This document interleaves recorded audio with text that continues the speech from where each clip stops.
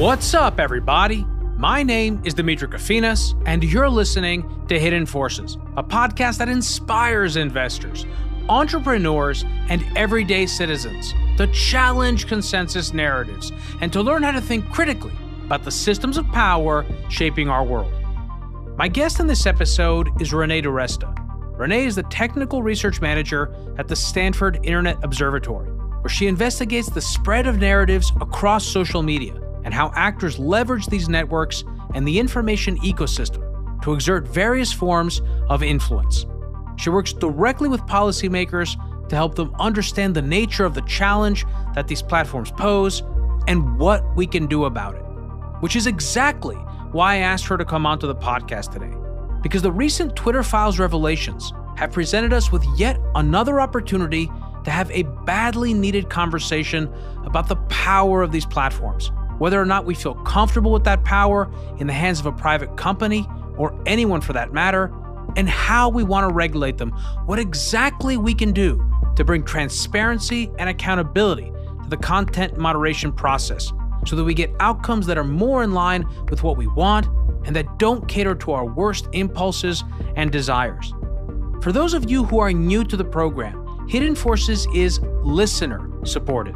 If you want access to the second hour of today's conversation, as well as the transcript and intelligence report to this episode, head over to hiddenforces.io/subscribe and sign up to one of our 3 content tiers. All subscribers get access to our premium feed, which you can listen to on your phone using your favorite podcast app, just like you're listening to this episode right now. If you want to join in on the conversation and become a member of the Hidden Forces Genius community, which includes Q&A calls with guests, access to special research and analysis, in-person events, and dinners, you can do that on our subscriber page. And if you still have questions, feel free to send an email to info@hiddenforces.io, and I or someone from our team will get right back to you. And with that, please enjoy this incredibly timely and important conversation with my guest, Renée DiResta. Renée DiResta, welcome to Hidden Forces. Thank you for having me. It's great to be here. It's my pleasure having you on, Renée. So before we get started, I'd love to know a little bit more about you, your background, and how you got to do what you're doing now, which I think is, you're one of those people that like kind of does a lot of things. You're at Stanford, but I'm sure you have a bunch of side gigs too. Yeah, this kind of was a side thing for me. Actually, it's kind of funny how I got here. I went to school for computer science and political science. I minored in Russian. I just had all these interests, and I really candidly didn't know what I wanted to do. I graduated and I went to Jane Street, which is, nobody had ever heard of it before SBF, but here we are. So I was a trader there for about 7.5 years. I was a emerging markets, derivatives trader, market maker, all that stuff. I left in 2011. I kind of wanted to go back into tech. I just felt like, as fun as derivatives arbitrage was, it hadn't been where I'd really seen my life going. I thought maybe I'd go to grad school, but I wound up taking a job in venture capital, moving out to San Francisco. So I worked for Tim O'Reilly's VC fund, O'Reilly Alpha Tech Ventures.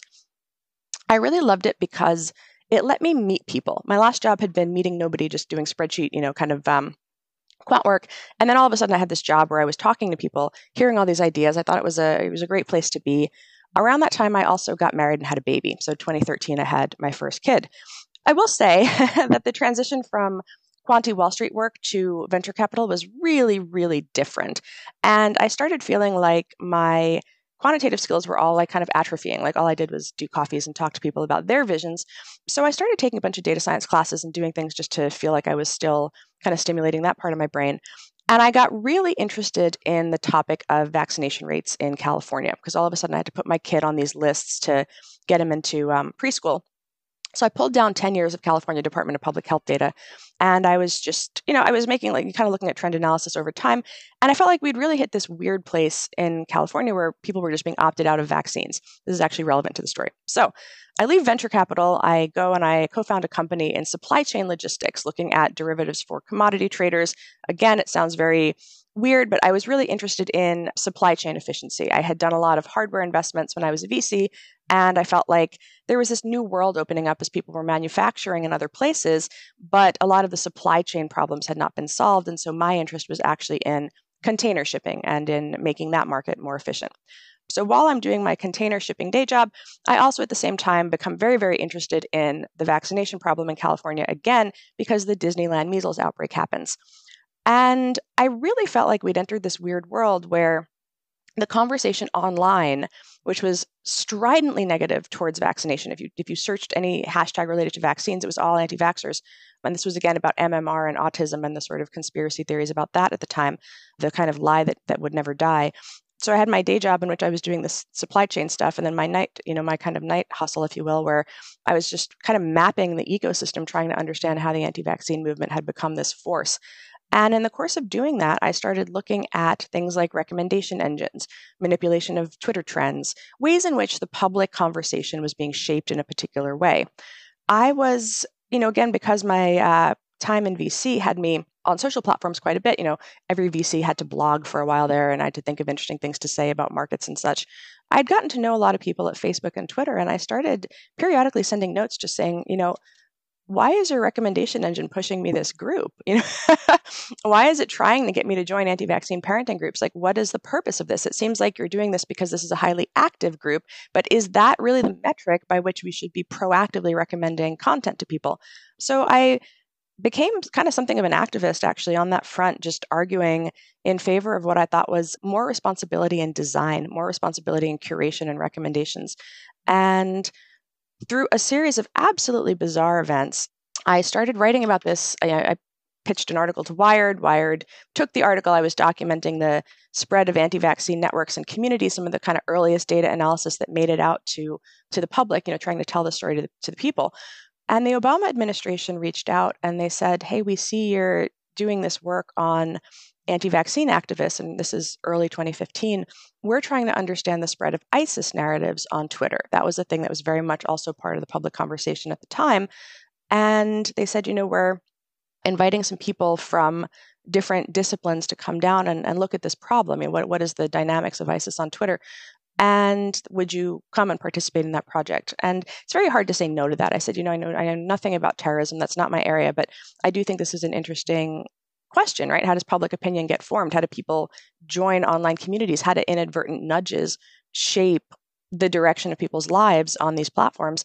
And so I did go down, and that was around October 2015. That was when the Bataclan massacre happened, and a number of very, very high-profile events were happening around ISIS at the time that we were doing that work. And I felt like this is an interesting shift where what's happening on social media has profound impacts in the outside world. And I'd gotten into it because I was a mom upset at, the 30% MMR uptake rates in local preschools. But the bigger dynamic of how do people form opinions online? How do people radicalize? How do people join communities? How do people make sense of the world, come to consensus? We had this new system for that, and I was just fascinated by how it worked.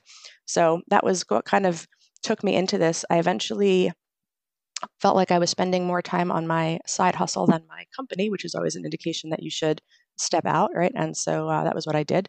And now I am at Stanford. That was a great introduction. You're just basically a passionate nerd. So yeah, a few observations. One, I love how your background actually, there is no discrete path that got you from there to here. But if you look at, you minored in Russian, I think you said you minored or you majored. Tim O'Reilly, I loved him. He's been on the show before. He was one of our first guests, and we did an episode on, he had written a book on map making, which is so central to this show, which is about building better models of the world, because you can't actually engage with reality as it is. You have to have a model to work through it. Everything, we don't really know what reality is. That's a whole another conversation that is relevant to this, and maybe we'll get to it. And your interest in data, supply chain logistics, and then the whole vaccine and Facebook. And let me just ask you let's talk a second about ISIS, because I think this is actually relevant. And I'm so glad that you brought it up, because I feel like we're in this political moment today in 2022 where everyone puts everything through this prism of domestic politics and the frame of the woke libtard left and the alt-right red-pilled kind of, Trumpers. And it's so important to also remember that not everything on social media is just about a political frame, that there are serious foreign threats that are impacting us. And I know that the Russian one is one that we can't possibly agree on anymore because it's become so political. But ISIS, I think, is one that, I don't know anyone that would say, well, we shouldn't ban videos of ISIS beheadings, which gets us to an important, I think, recognition that I would love to have at the beginning of this conversation, which is I think that most people can agree that there needs to be content moderation on social media. And the question is, how do we go about doing that in a way that actually makes sense for people, that is epistemically defensible, and which is politically palatable? I think you're right. One of the things that I've been doing recently is going back to the media coverage around that time. I've been working on a book project, and this is, kind of provided me with an opportunity to go back and reread where the public conversation was at this time. And there were a lot of articles, including by, really high profile entities like the EFF, that were arguing that the beheading videos should clearly come down, right? That violated basic policies around violence and gore and things like that. Platform policies are really nuanced. Unfortunately, they're kind of cobbled together. They aggregate, they change over time. It's not like a fully formed, magical policy was developed and, sprung forth from the heads of the policy people early on. It's that it is iterative and it is reactive. And so a lot of the early conversations around ISIS, and you can go back and read the media on this, we're arguing that one man's terrorist is another man's freedom fighter, and we should take down the violent content, but who were we to take down the fanboys? And who were we to take down the sort of amplifier accounts? And this is a really interesting question because there's an articulation at the time that addressing the ISIS problem leads to a slippery slope. And so there are many people who possibly still hold that opinion, but the challenge was this, there began to be these people who would declare allegiance to ISIS on social media and then go shoot up a place or rent a truck and drive it through a crowd. There were a lot of these dynamics that started to happen. The Bataclan attacks, what happened in Paris, the women who were being kind of recruited, groomed, if you will, by ISIS fighters who would find them on Twitter, talk to them on Twitter, move them into a messaging app and entice them to leave their homes and come marry jihadis. And so all of this was happening at that time. And I think that there has been, as you say, a reprocessing of the social media conversation around moderation through the context of the US culture war. But in a kind of, this sort of connects to what we've been trying to do at SIO. The Internet Observatory actually started in large part because we felt that not enough people were looking outside. So the first election work that we did was on Taiwan and looking at how China would process the Taiwan election and would they interfere. We looked at Poland and would, both domestic kind of factions within Poland and as well as Russia and other entities interested in the outcome, to what extent would they interfere? And as it became clear that the U.S. got progressively worse, I would say, over the sort of 3-year period that we've been in existence. But originally, the goal was always to say, what are the ways in which actors are abusing this system? Is it possible to come up with some rubric of harms or threat models that are not focused on U.S. domestic policies at all, but are instead recognize the fact that these are global platforms with global impact? Yeah, again, so much to talk about. The thing I wrote down when you started to give your answer, when you said one man's terrorist is another man's freedom fighter. So yes, first of all, that is true. And you can absolutely make the argument that from the British standpoint, the revolutionaries in 1776 were terrorists. And this is where you can't escape the moral dilemma. And I think the kind of radical moral relativism that leads to the answer of, well, if you ban ISIS, it's a slippery slope, I think speaks to the fact that we're in a place in American society today where we don't seem to have a shared notion of who we are and what's important to us and what makes us Americans. What do we care about? What does it mean to live a virtuous life? Not that these things were ever clearly articulated, but there was a sense of a common, not just a common epistemic reality, but a common moral reality, that we had a normative framework that we were all walking around with pretty much. And, again, like this conversation, I don't want to take us to the philosophical part of the conversation, so early on because we'll never get out. What I want to actually do is try to focus us on the specific story of the Twitter files, which is kind of why I wanted to bring you on here and use that as an avenue to talk about the issues of the problem of social media. Before I ask you about that, maybe the last kind of specific question I want to ask is, what do you think people get wrong when they think about what social media is and what the nature of the problem of social media is? Yeah, that's a great question. I was trying to think a little bit about some of the different facets of moderation that all get rolled up into one, and how the framing of moderation itself as like a bunch of hall monitors who hate freedom is has become in some communities the dominant characterization. So there are a lot of things that roll into trust and safety in the conversation, moderation conversation online.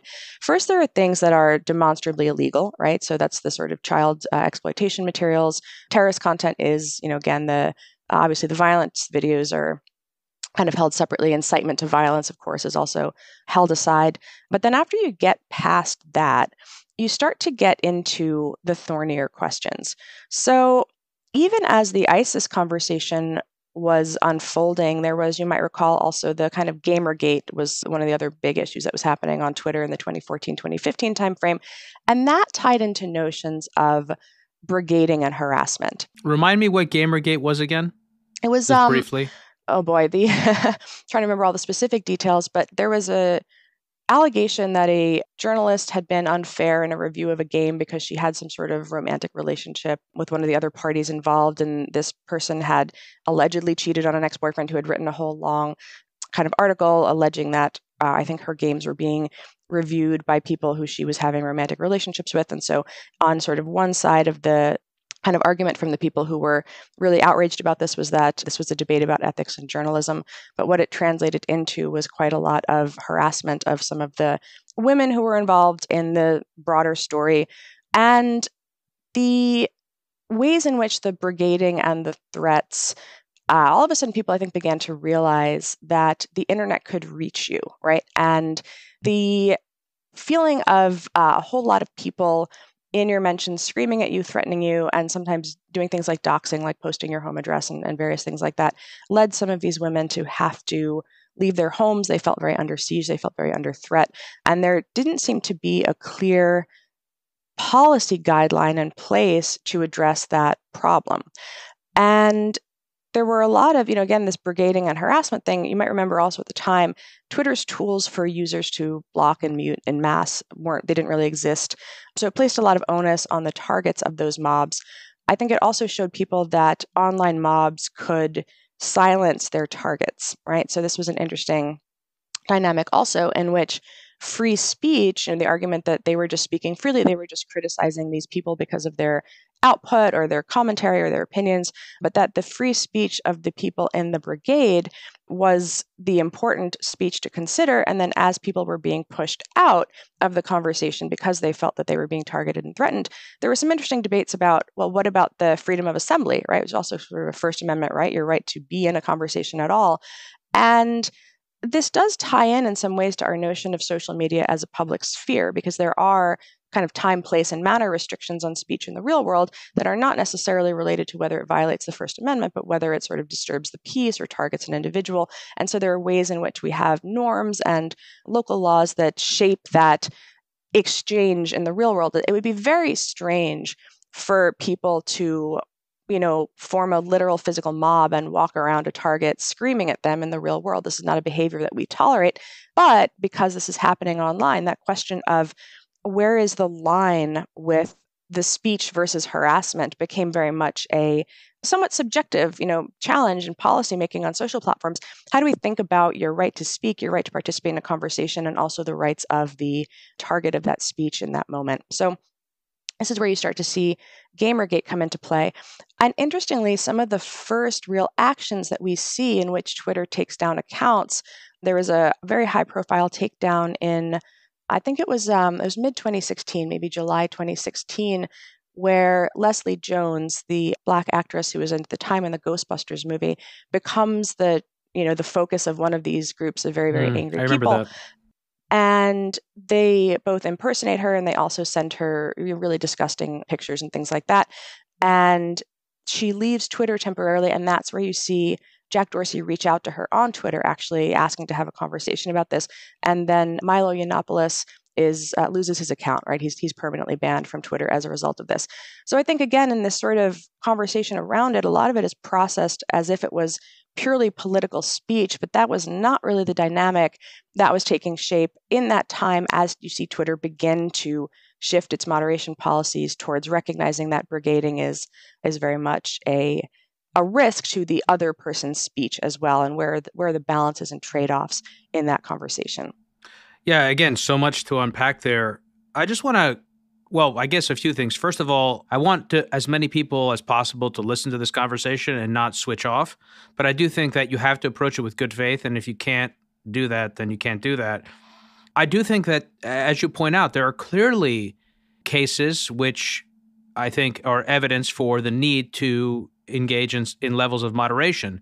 And part of that stems just from the fact that lived reality as a human being in the world is very different than the reality that exists in a digitally intermediated universe. And that also depends on the interface. So if we were all running a three-dimensional social media environment where it's virtual reality and we're walking around as avatars, or we're moving around two-dimensional avatars, the need to moderate content and to restrict speech is going to be dramatically different and much closer to the real world that we live in. So I think that, that's important to recognize that we're dealing with a very different world. And so just thinking about things in terms of censorship or free speech, the way we normally think about it, isn't actually accurate. So I think we are dealing with something that really needs to be, I guess, dealt with, to use the same word. Can I add one more thing really quickly? Because I'm realizing as I was trying to recall all the details of Gamergate, that wasn't an area that I personally did research into, so I was a little bit hazy. But the other area, though, that I was going to touch on that people really get very upset about is the question of what is often now called mis and disinformation, right? And that is the other area where the moderation conversation comes into play in a very, I think, important way. And so you have this illegal stuff, then you have the sort of harassment, trust and safety, people's experience of the internet as it finds them kind of stuff.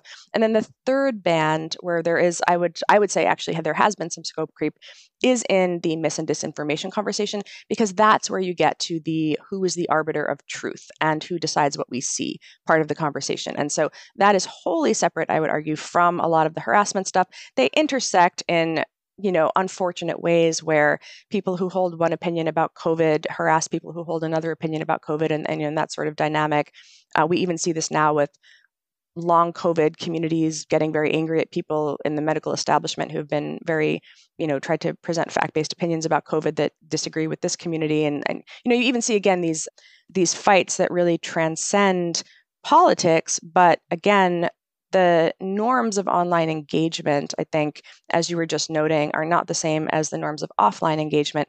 And so where we might have a more civil conversation or debate, if you were looking at the person, that really kind of breaks down. So even if you're trying to argue about the truth of a thing or come to a consensus about the thing, the toxicity of the online discourse in a lot of ways, I think, impacts our ability to do that. It makes everything feel very, very, very high stakes and tribal. So I love that you brought up misinformation and disinformation, because that's hugely important, and it's something that I want us to discuss.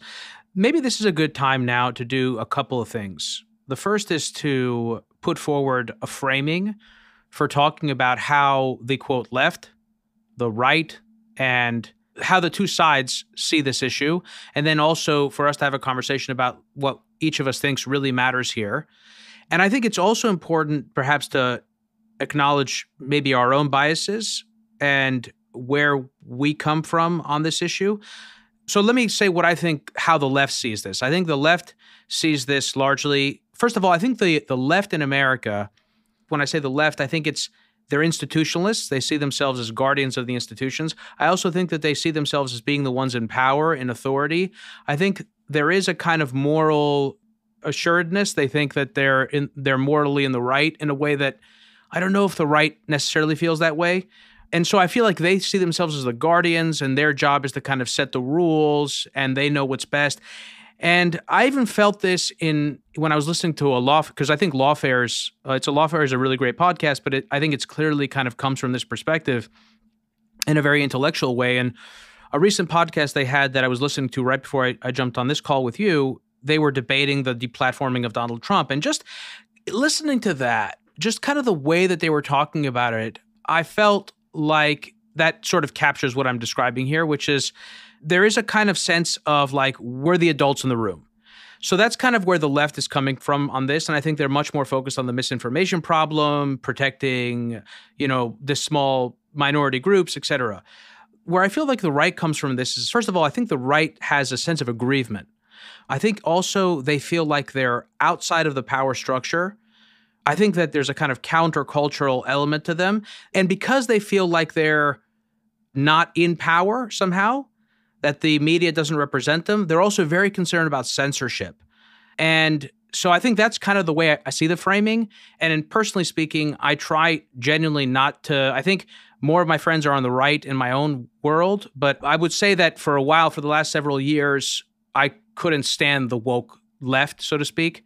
And in the last year or so, I felt that way about the right. So I find myself getting into much more arguments about people that are constantly apologizing for what is misinformation, disinformation, not being able to really hold two ideas in their heads at once. That was my best attempt, Renee, to kind of do what I said I was going to try to do. I don't know if it was any good, but I'd love for you to try and put forward what you think that framing is, because I think it's useful for people that are listening, because there are so many biases here that it's hard for people to really listen sometimes.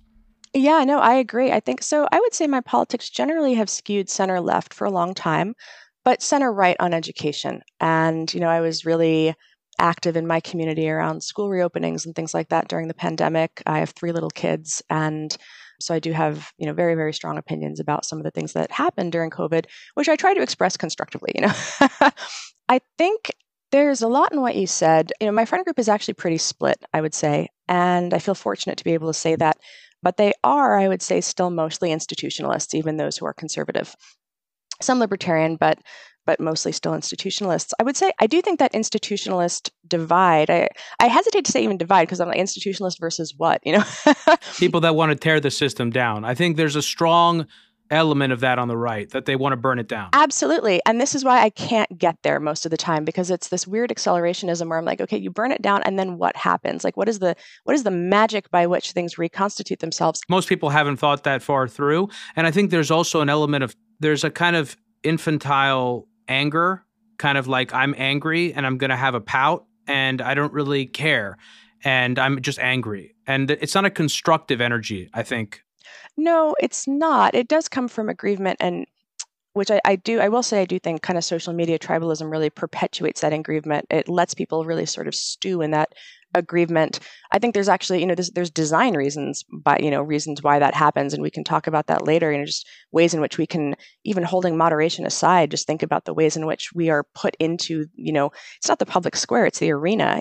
Everything you see is, designed to hit you in an emotional place. And I think that for some people, it creates an exhaustion and they eventually kind of step out and I think get to, where you are with it, where the recognition that warring about woke versus anti-woke, it's really a very online warring too. It rarely translates into, okay, what is the policy that you want to see in the world? What is the curriculum that you want in your kids' schools? How do we handle some of these nuanced issues? What is the regulation we want to see on the platforms? What should the platform have done in case X, Y, or Z? What are you positing? What is the policy framework that you're envisioning? What is the design change that makes this better? And so I have tried to be constructive in that regard, while also recognizing, I'm human. And when I see things that pop up on Twitter, I kind of jokingly refer to trending topics as bait, but it's really not a joke. It's really what it is.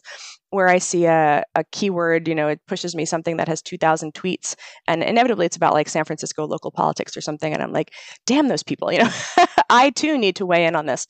And the interesting thing there is that it wasn't even really a trend. It was like 2,000 tweets. That's not a trend. That's not something that we all need to be paying attention to. But in that moment, I do, right? And I think that making people realize the extent to which that happens maybe is a first step forward. That I periodically get friends who are on the right who send me a thing, in a Signal message or something, and they're very, very angry about it. And they say like, how is this possible? What do you think about this, as a lefty? And I always like find the characterization funny, but I'm like, okay, let me engage with this.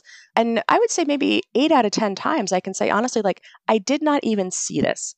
You have to understand that the things moving through your outrage bubble and the things moving through a more left-leaning outrage bubble are absolutely divergent at this point, unless they hit the point where a sufficient number of people yell about them on Twitter. And then it comes together.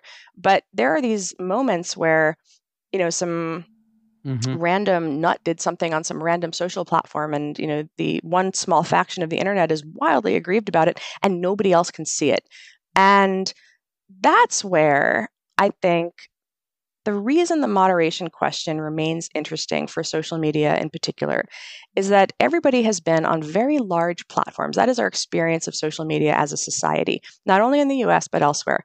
And as we move towards these arguments around, is the future more decentralized? I think the answer is yes. And we've been seeing that trend happen for a while. But I think that that's sad, actually. I think it's really sad because then it just means that not only are we not seeing the same little outrage machine happening on the various facets of the platforms we're all on, but we're even further disintegrated. We're even further disconnected from each other as we move into platforms that are designed for us or designed with our norms in mind for whatever your tribal definition of us is.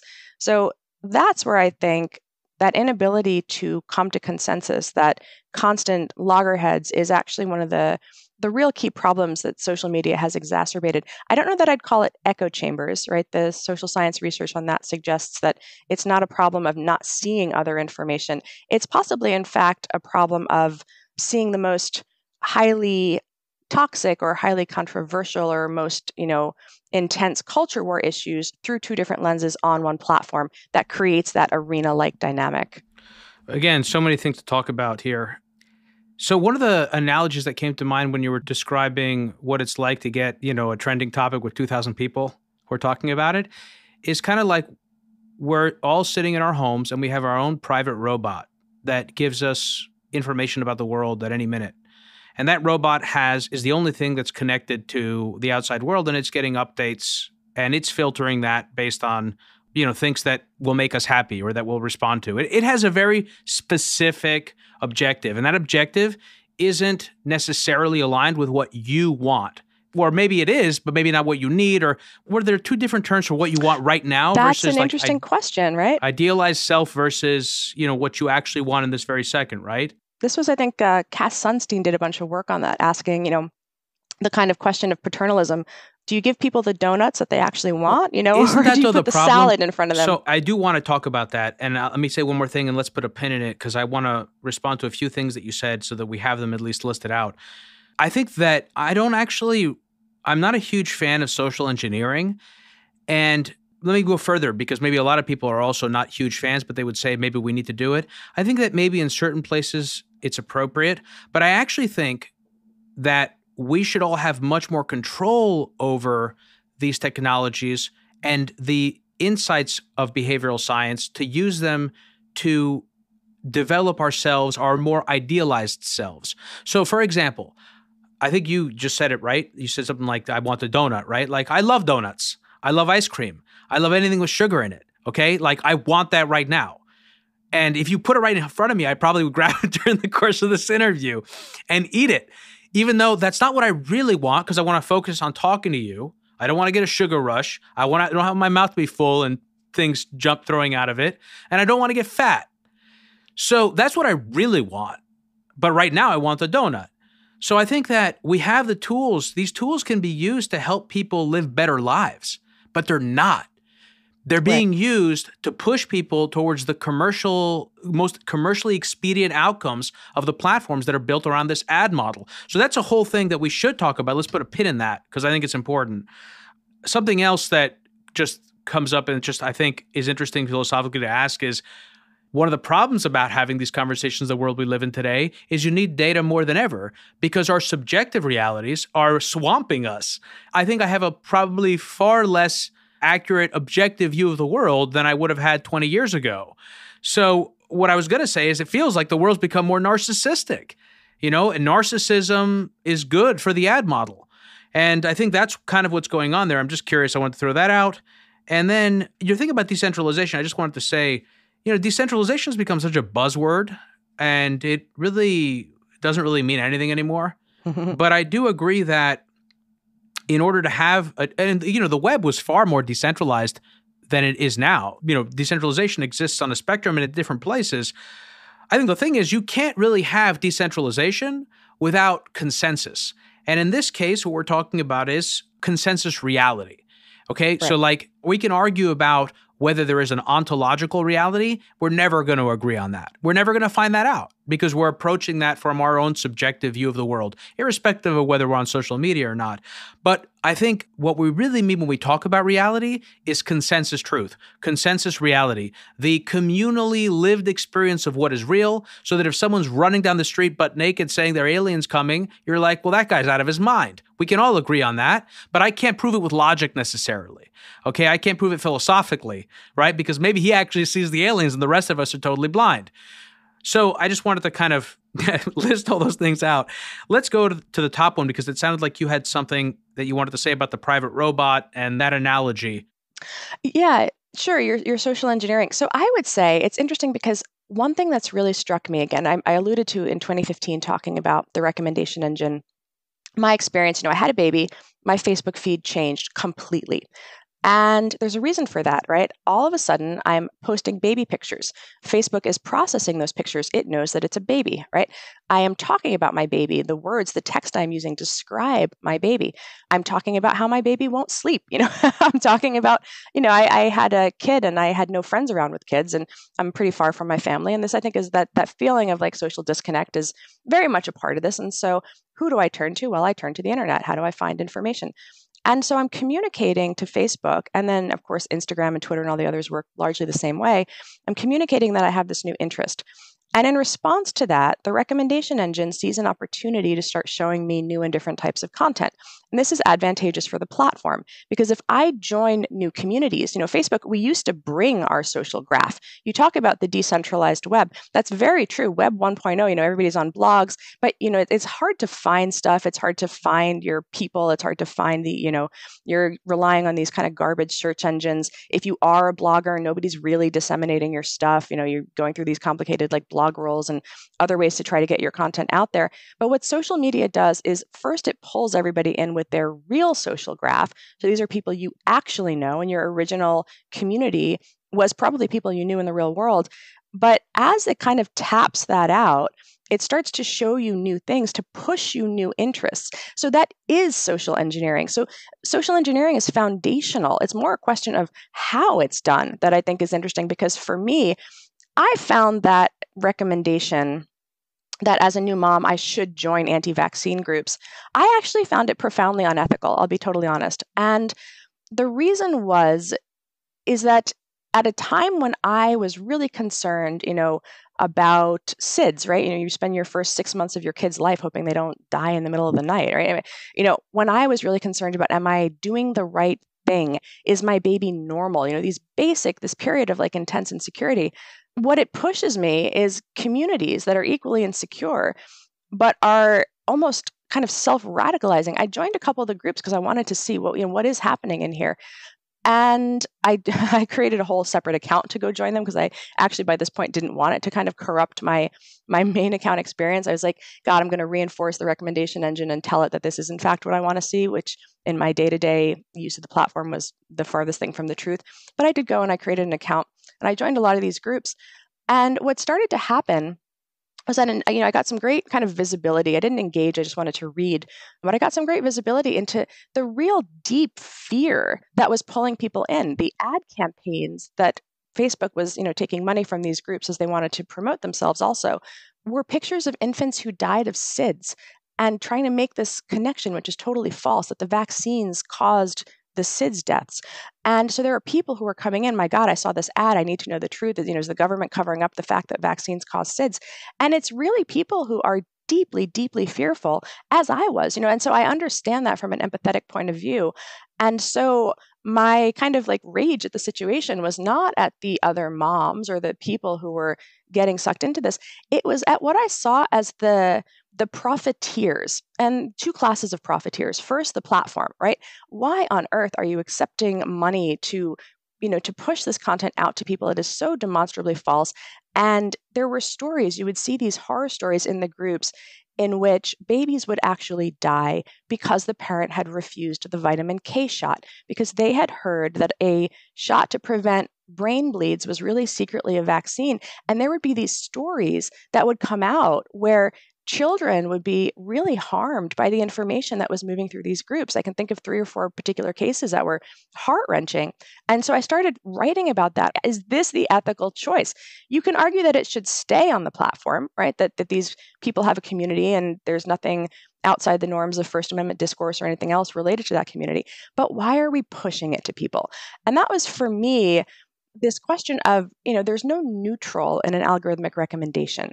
There's an incentive and there's a maximization function in which the platform is deciding that it is going to maximize your time on site by pushing you into a group that has hundreds of thousands of people that are highly active, that are talking all the time, and that are encouraging a particular type of, do the research, investigate the truth.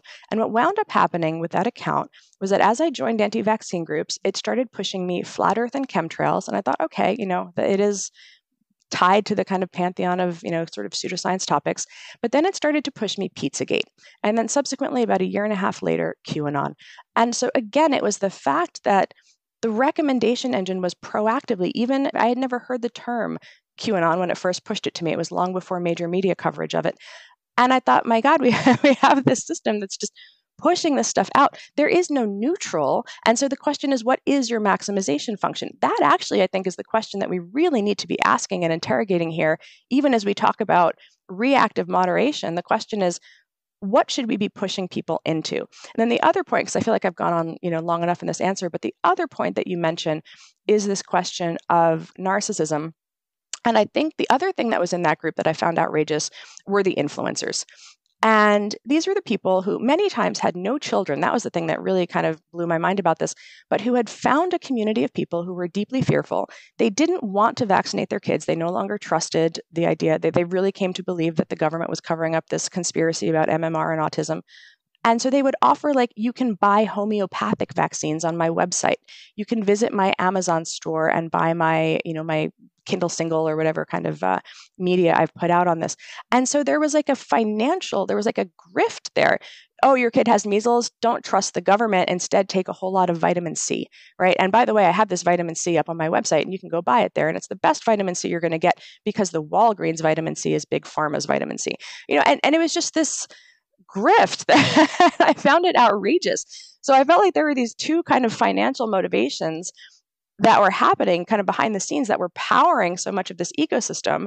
And yet we were having a conversation about how to moderate it and what to show people that was almost entirely divorced from the underlying incentives. And this was the thing that I still, I, again, acknowledge that there has been so much creep in arguments about how to moderate misinformation, while at the same time, I think my experiences in those groups really made me feel like we had really just kind of gone down the wrong path with a lot of what was recommended and curated. So again, so much to talk about. Let me focus on one thing here, a couple things. One, I think one of the things that we're starting to realize, if we haven't already, and I have, I'm sure you have just based on our conversation, is that our sense of reality is very fragile. It's much more fragile than we thought it was 20 years ago. And when I try to think about what is it that so vaccines is a great example. Man, this has become such a political issue now. And it's become a way of signaling your level of stupidity, your level of conformity on both sides, right? So the right will see the quote left. Again, even this spectrum is difficult, and I struggle to really understand what I'm talking about when I say it, but the quote right sees the left as stupid for just believing whatever the government tells them. And if you believe whatever the government tells you, you're an idiot.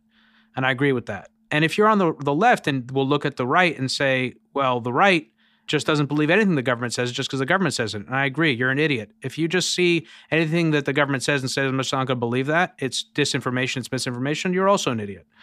And I didn't mean to insult anyone. That's me, just honestly, that's just me being an emotional human being, just having an emotional reaction, not very constructive. But I think you understand what I'm sort of getting at. And what I really think is actually happening here, and I want to raise this for you, and I wonder what you think about it. I really think that at the end of the day, what this really is about, it's not so much about epistemic frameworks. I feel like it's about power and about people's sense of power and people's sense of empowerment versus disempowerment. Because I feel like what the vaccines is really about is people that feel powerful in their lives, maybe. Actually, maybe that's not even, I don't know. There's some truth to it. I know people that are very powerful who are just like, it's all a conspiracy. and there's a cult of blood-sucking Illuminati drinking the blood of young children on Jeffrey Epstein's island. Maybe there's something like that going on too. I don't even know. And that just shows you, like, even as I'm trying to talk about this and I'm trying to I really want this to be a constructive conversation and to get to some coherent working model that we can move forward on. Even I actually struggle to do that in my response to you. But so I'm going to leave everything I just said there, and you can respond to it however you like. And then maybe I want to just introduce something which I think is very important that you've talked about in your writing. It might have been a Wired article where you talked about this. It might have been the problem with misinformation. Was that the article or something like that? And you talked about the need for friction. Because this is the thing I really want to, and so let's talk about friction. And let's talk about what would you call it? Maximalization function? Oh, maxim is just they're trying to optimize for a particular outcome. Right. So that's exactly the goal of the algorithm, so to speak. Those are the two things I want to talk about, because optimization or optimizing the algorithm, the quote algorithm for a particular function is actually very powerful. And that leads to social engineering and all sorts of other things, not necessarily by design. All sorts of outcomes happen without intention. But friction is very interesting because friction leads to serendipity. Friction leads to convexity. It leads to outcomes that we hadn't intended. And it leads to a kind of a process that we can't fully understand, but which leads to, in our experience, a kind of consensus, a kind of truth or truthiness that people seem to feel more comfortable with. And I'd love for you to expound on what I just said, because I'm using your framework of friction. But why don't you pick up where I kind of left off as best as I could? Yeah, it's a great question, I think. So the arguments for friction ask the question, how should we think about virality? But before I address that, I want to mention one thing that you also noted, which is you said you think it's about power. I think it's about power. And I do think that, the book that I'm working on argues that it's about influence, which is a form of power, right? Influence enables you to achieve a particular aim in the world and, or to push things in your direction. And so this relationship between influence and power, I think, is pretty central. But as far as, again, that's the sort of motivation of the people the people who are what I would possibly call the steerers, the drivers of narratives, right? I want a particular outcome. Here is how I'm going to work this crowd. And that's not new in society, right? We the term propaganda, I feel like, has fallen out of favor. It's also a very politicized term. But the idea that you could propagate a message, that you could persuade a crowd, influence a crowd, make people believe a certain thing, and then, kind of take action about it in the world, this has existed in many, many, many prior media environments, right? And we've also had very, very fragmented media environments in the past. The age of the printing press was, these sorts of pamphleteering wars that happened as people tried to figure out what was true or not true. And so there was always, there have been moments in history where we've had that fragmentation. But power is one thing. In order to have influence, right, you have to have trust. And that's foundational. And so this, again, social science research going back decades, many, many prior media environments. And people listen to or believe those that they trust. And so that, I think, is the thing that the hyperpolarization of social media has really created a very deep fragmentation, not so much in media. We can all go see what the media has to say, but whether you believe the media. And by media, I want to say, I'm not talking about mainstream media. I think we have this weird, dichotomy that's presented where influencers who have 2 million Twitter followers are somehow portray themselves as like, and they love that. That's a big part. Just by the way, and that's bullshit. Yeah, total bullshit. And same thing in politics, right? When politicians say, right, I'm an outsider, I'm not in politics, and they're like the most political person in the world. Same thing. Yeah, that is the thing that drives me absolutely crazy. And like, you have 2 million Twitter followers. You might not call yourself media, but you're like a media of one in terms of your reach and your trust. Also, an interesting audience. thing, and I want you to continue, but also there is a kind of, ironically, a kind of playing the victim card. People that have like so many followers, like, I'm a victim, I'm being silenced by the mainstream media, but I'm getting the message out. And the classic example of this has always been Alex Jones. We did an episode on Alex Jones. I've talked about this. I went down the rabbit hole of watching tons of Alex Jones content after the 2008 financial crisis. But that's a classic example where Alex has an enormous amount of influence, an enormous amount of reach, but he's constantly playing the victim. And this is to varying degrees with people that take the sort of countercultural, anti-establishment position. Right. And I think, there comes to be a bit of an identity around it. And that's because you do get positive reinforcement. And you do, particularly, again, when I mentioned the sort of disconnectedness, I found the mom groups really helpful at a time in my life when I didn't know what I was doing and didn't have any friends in similar circumstances. There are a lot of really great things that have come from the internet. There are these like rare disease support groups where people find each other. There's people interested in particular fandoms, movies, arcane cultural things that they kind of find their way to. And so I want to be just note very clearly that I'm not some like Luddite who thinks that social media is terrible. But it is that question of trust and that fragmentation of trust, and then the identity that that forms around being a member of a particular community. It takes a lot, I think, a lot of strength and a lot of courage to say, I think my community is wrong about this particular thing. I am uncomfortable with this. It's easier to not say anything. And again, to this sort of false consensus, speaking of consensus, that I think forms around that is the idea that what you see expressed by the loudest voices, who are not all institutional media today, does really have an impact in the opinions that people form about the world. And then even if they are perhaps on the fence about it, this ties back to the very, very first part of our conversation.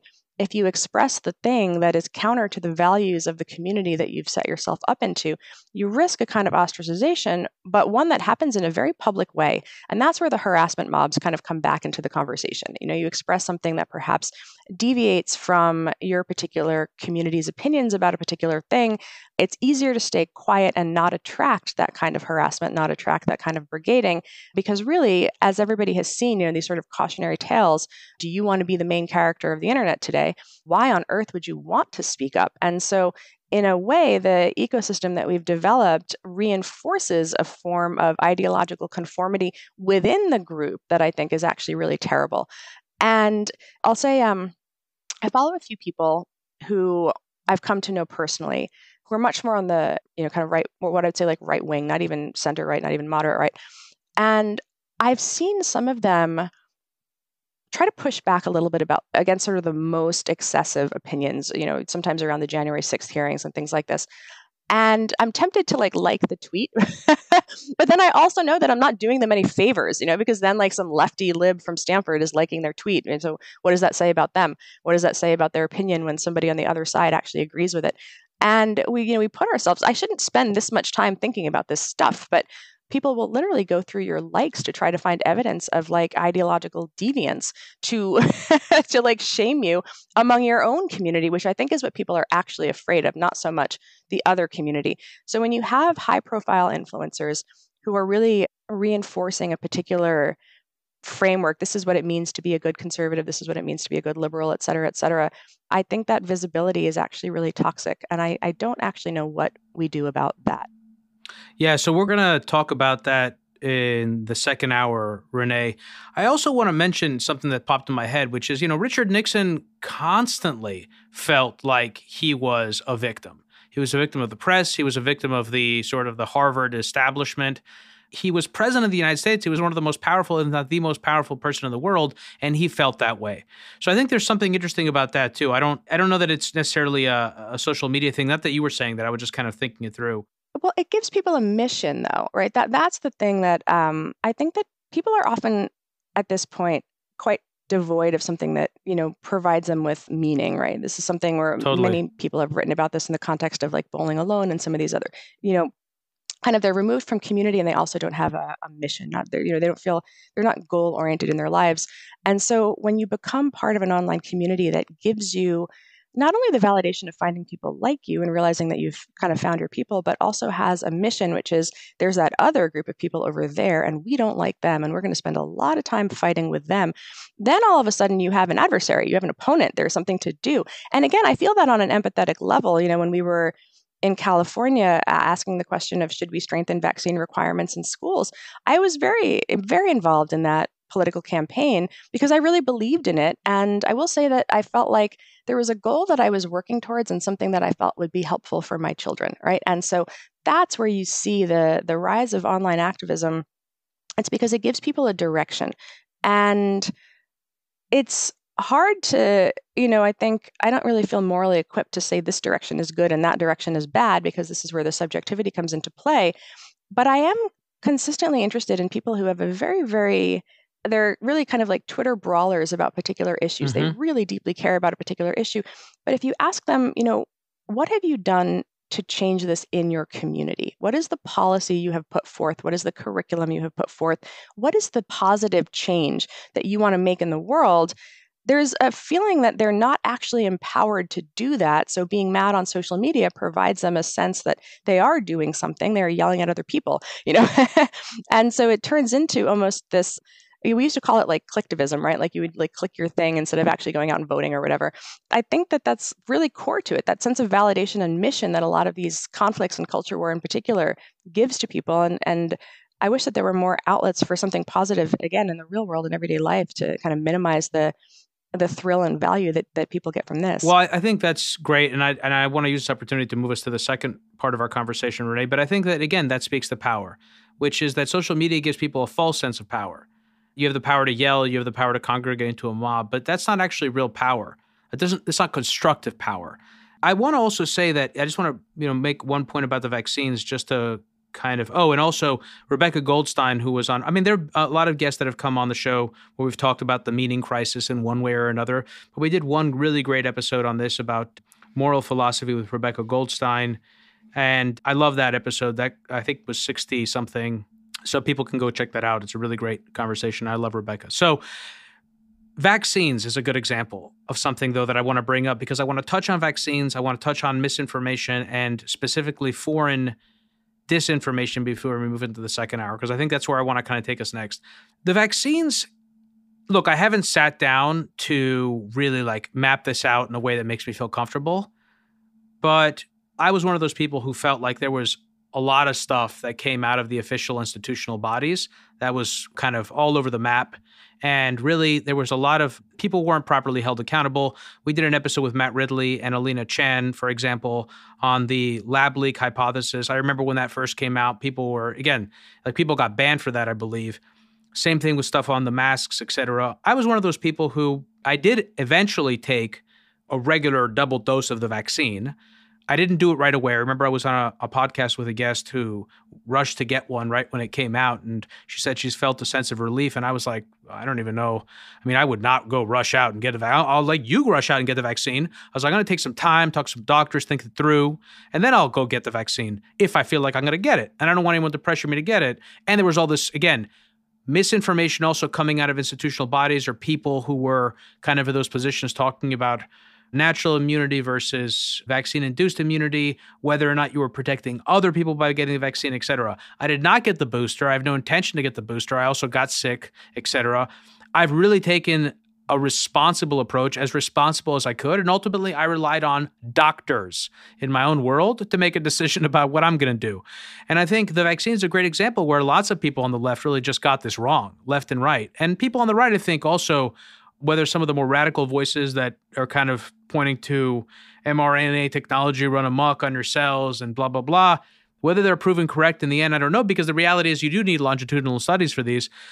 But I will say that a lot of those people really don't exercise epistemic humility at all. And they're activists. For example, that guy, Peter McCullough, that was on Joe Rogan's podcast, that guy was an activist. He's not a doctor. He also has a medical degree, but I'm not going to listen to that guy because it's very clear he had an agenda. So I think there's a whole world there, and it's very difficult to try and navigate that center line as I try and do on this show on everything, including vaccines. But I wanted to put it out there because it's such a divisive issue, and I wanted people to have a sense of kind of where I come from on it. Russian disinformation is a huge one. You don't know this probably, but some of our audience members know this. I had a television show on RT. Over 10 years ago, about 10 years ago, I produced the program. I left the network right around the time post the Syria invasion, but right around 2013 for reasons that were related to personnel issues. I had an issue with kind of the management and the direction of the company, et cetera. What I wanted to say here is important because as someone that I really feel like I can speak to this issue because I've actually worked with inside of Russia Today. And I was one of those people who had become kind of radicalized after the 2008 financial crisis because so much of my world had been assaulted as a result of how the establishment dealt with the crisis, how it rewarded so many of the people that participated and got rich on it, and how we're living with the consequences of their complicity. And so I went down the rabbit hole of Alex Jones. I went all the way up to David Icke, and I kind of just stayed there for a little bit, hung out, and I dropped back down to something below lizards. When I was working at RT, one of the things that, first of all, I loved their branding. when I got into it. And I also love the fact that they were counterculture and that they were pushing back against a lot of the narratives that were I thought were, they were kind of in a sense bullshit. A lot of these narratives, there was some truth, there was some fiction, et cetera. And their tagline at the time was question more. I was like, well, that's great. I mean, who doesn't want to question more? And even when I was at RT, I used to say to people, like, first of all, I did have a lot of it. I didn't have a political show at RT. I had an economics program, and I would never have had a political show at RT because even then it was very clear that I would have been uncomfortable with their political agenda or with propagating a program from that point of view. And so I never felt like they really exercised editorial oversight over me. And there wasn't a clear editorial agenda that I was able to really identify at the time other than don't say anything bad about Putin and Russia and don't say anything bad about China. That was very clear, although they didn't say it explicitly. But what I've come to understand in the years since, and I would point to one really great episode that we did on this with Peter Pomerantsev, who wrote a book, Nothing is True, But Everything is Possible. And also, This is Not Propaganda. Book. Phenomenal book. Both of his books are great, but that book is phenomenal, and he really nailed it. Is that Russian disinformation operates by making you question everything. That's the whole thing. Question more, question everything. Don't believe anything. And I remember being in an editorial meeting one time with the head of the company or the head of the RT America. The head of the company was actually, I forget her name now. But anyway, he said, well, how do we know that? Well, maybe. There's always another side to the story. And I think that that's the thing that a lot of people don't really understand, because also the left went with their hair on fire. They leaned to the whole Trump thing. They lost so much credibility, and rightfully so, and tried to make everything about Russia, which is why Trump's Russia thing resonated with so many, normally brained people. But what a lot of people don't recognize is that Russian disinformation is 100% real. And these platforms are like ground zero for the information war, and everyone's fighting it. And I don't really know how we get to a place where, and this is a question also about not just epistemic truth, but also our normative, our values, what we value, who are the good guys, who are the bad guys here. Because yes, our government does exercise disinformation, misinformation abroad. It does propagate stories domestically in order to achieve its political objectives. And so, one, we have to be able to also juxtapose like, what's worse, what they're doing, what we're doing. Well, who are we? What are our values? And so I think that's a very complicated conversation to have. And we are rightfully having it because our institutions have failed us in many important ways. And I've always pointed to 2003, the Iraq War, the lies that got us into the war, and the 2008 financial crisis, two really systemic crises or two earthquakes in American political life and culture that have led us to where we are today. Renée, like I said, now I did what you did, but you've I was taking notes. let me try to connect. Wait, no. I'm going to move us now to the second hour. So because we don't take advertisers here, we're not pushing advertisers. So for anyone who is new to the program, Hidden Forces is listener supported. We don't accept advertisers or commercial sponsors. The entire show is funded from top to bottom by listeners like you. If you want access to the second hour of today's conversation with Renée, as well as the episode transcripts, intelligence reports, and if you're interested in joining the conversation on our Hidden Forces Genius community, head over to hiddenforces.io and check out our episode library. You can also become a premium subscriber today. Renée, stick around. We're going to move the second part of our conversation onto the premium feed. For more information about this week's episode, or if you want easy access to related programming, visit our website at hiddenforces.io and subscribe to our free email list. If you want access to full episodes, transcripts, and intelligence reports, which include additional notes, resources, links, and other material that will help you get the most out of each and every episode, check out our premium subscription, available through the Hidden Forces website at hiddenforces.io/subscribe. Today's episode was produced by me and edited by Stylianos Nicolaou. For more episodes, you can check out our website at hiddenforces.io. Join the conversation on Twitter at hiddenforcespod, or send me an email at info@hiddenforces.io. As always, thanks for listening. We'll see you next time.